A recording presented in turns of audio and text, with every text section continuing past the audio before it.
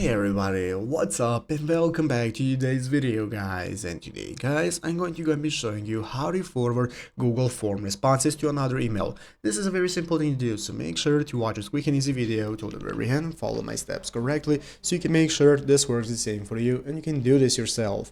But yeah guys, let's get straight into it. So first things first, we're going to be opening up the official Google Forms website right here, docs.google.com/forms. This is the main URL you want to open up. Once you have opened it up, you'll be greeted by the home page right here. This is going to be the home page where in the upper right corner we can get started signing up for an account if you do not already have one. If you have one, you can just log into your Google account normally. So once you're logged in, now we can get started. This is going to be our home page from which we can get started creating a new form. If you do not already have one, we can go ahead and manage our recently created forms right here. And let's go ahead and take a look at how we can forward responses to a different email. What we're going to do is open up any form that we want to use. If you do not already have a form, you can just create it from right here by clicking the plus button. It's going to enable you to create a form, give it a name, description, input questions, and so on. I have already created my form here. It is my tutorial form for a video where I have a question with some answers, and now I can go and take a look at how to forward my responses. Basically guys, what I'm looking for is right here at the top of the screen. At the top of the screen, you have your responses tab. In the responses tab, you're going to go and click on this option right here.